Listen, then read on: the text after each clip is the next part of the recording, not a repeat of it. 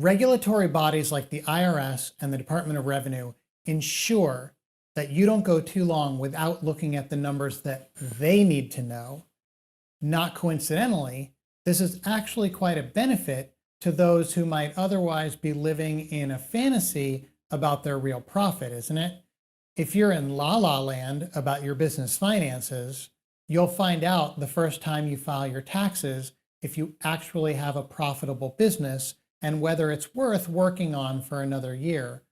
Most business owners have discovered that these accounting requirements create several tedious, administrative bookkeeping tasks for us owners to deal with in exchange for the opportunity to pursue our passions.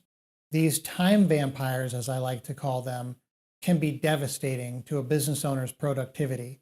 So what happens to this long and confusing list of essential accounting and bookkeeping related tasks for most small business owners?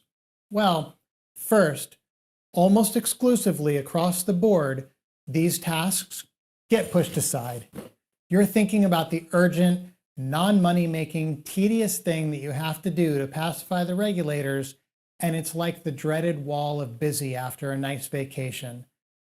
Next, eventually, I'll say, these tasks, which if addressed at the beginning, could have helped drive profits by providing financial insight to you as the owner, instead start to become ticking time bombs. You realize that the backlog of administrative tasks is not only taking up precious brain power, but it will soon be in direct conflict with your ability to effectively operate your company. Eventually, when you're on the phone with a tax collector who wants their money, which you don't have, that's when procrastination has officially stopped working in your favor. Ignore them long enough, and your bank account will be levied, and they'll put a chain on your door. This is what they do when you don't pay. Clearly, reducing stress involves getting caught up on these things. But unfortunately, there's a big learning curve when it comes to the IRS and the Department of Revenue, and you either have to learn it or hire someone who does. You agreed to it. Now, these folks won't call to ask you how your business is going if you need any help, but when you forget to file a return or don't promptly pay a tax liability, they'll always call because they're a collection agency for the state and federal governments. And like any vendor, they're calling for the money that they think you owe or to compel you to prove that you don't owe. And that's usually when they inform you that the financial models you used to plan your business need to be corrected to account for reality. At that time, some keep going and others fail.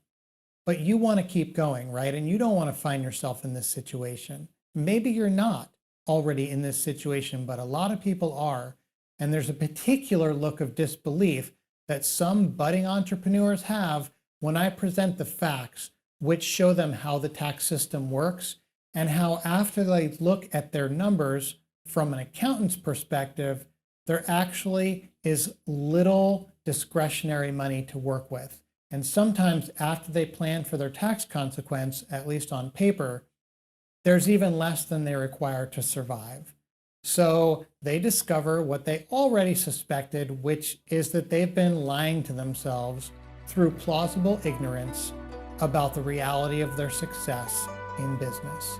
And they see that they either need to eke out more profit or they're going to need to get a job.